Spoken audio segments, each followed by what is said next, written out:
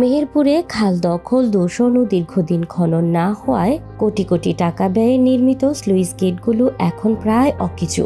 বর্ষার পানি নিষ্কাশন আর শুষ্ক মৌসুমে পানি সংরক্ষণের উদ্দেশ্যে নির্মাণ করা হলেও কৃষকের কোনো উপকারে আসছে না এসব প্রকল্প।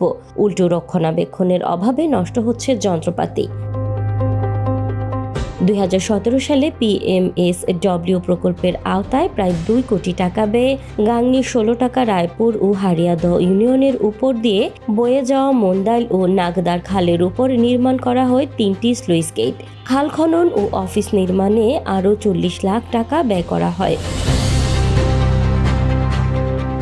কিন্তু বাস্তবে খালগুলো সঠিকভাবে খনন না হওয়ায় বর্ষা মৌসুমে বিলের পানি নিষ্কাশন কিংবা শুকনো মৌসুমে পানি সংরক্ষণের কোনোটাই সম্ভব হচ্ছে না। সরকারের কোটি কোটি টাকা খরচ করেও কোনো সুবিধা পাচ্ছে না কৃষকরা। এই যে কোটি টাকা খরচ করি খাল সুইচ গেটটা করেছে, সুইচ গেটটা কোনো কাজে লাগছে না। চারিদিক থেকে খাল বুঝে গেছে, সরকার কাটাবে খালটা, সরকার কাটলে এলাকার মানুষের ভালো হবে। আজকে আমাদের এই খালটা হচ্ছে, খালের নাম হচ্ছে মন্দাইল খাল। আর এই খাল আমাদের জুগিরগোপা গ্রামের আওতাধীন। আশপাশে যে গ্রামগুলো আছে, সরাবেড়িয়া, হেমাদপুর, রুইরকান্দি, বাতানপাড়া, সমস্ত গ্রামের পানি কিন্তু এই খাল দিয়ে বের হয়। আর এই খালের যে এই যে সুইচ গেট, এই ব্রিজটা রয়েছে, এই ব্রিজটার জন্য আমরা বর্ষার যখন পানি অতিরিক্ত হয় তখন আমরা এই সুইচ গেট খুলে দিলে পর পানিটা বেরিয়ে যায়। আর যখন আমাদের পানির দরকার তখন আমরা এই সুইচ গেটগুলো ব্লক করে দিই, দেওয়ার পরে এই খালে ভরপুর পানি থাকে।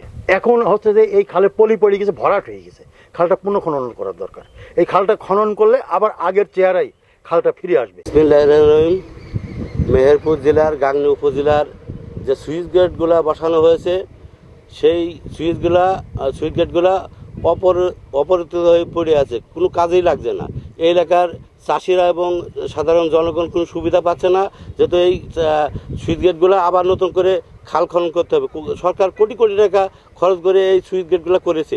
এই সুইচ গেটগুলো এখন যদি সাধারণ জনগণ সুবিধাই না পায়, তাহলে এই খাল খনন করে সুইচ গেট করে কি লাভ কি জনগণের? স্লুইস গেটগুলো রক্ষণাবেক্ষণ ও প্রয়োজনীয় ব্যবস্থা গ্রহণে উদ্যোগ নেওয়ার কথা জানিয়েছেন মেহেরপুর LGEDর সহকারী প্রকৌশলী। শুষ্ক মৌসুমে এই রেগুলেটরের মাধ্যমে আপনার পানিটা সংরক্ষণ করা হয়, যাতে সেচ ব্যবস্থাপনায় কৃষকের সুবিধা হয়। LGEDর আপনার যে খালগুলো আছে, খালগুলোর অ্যালাইনমেন্ট ঠিক রাখার জন্য আবার পুনর্খননের কার্যক্রম চালু করে। এখন সেটারও একটা নির্দিষ্ট সময় পর পর খালগুলো আবার পুনর্খনন করলে সেই সমস্যার সমাধান হয়ে যায়।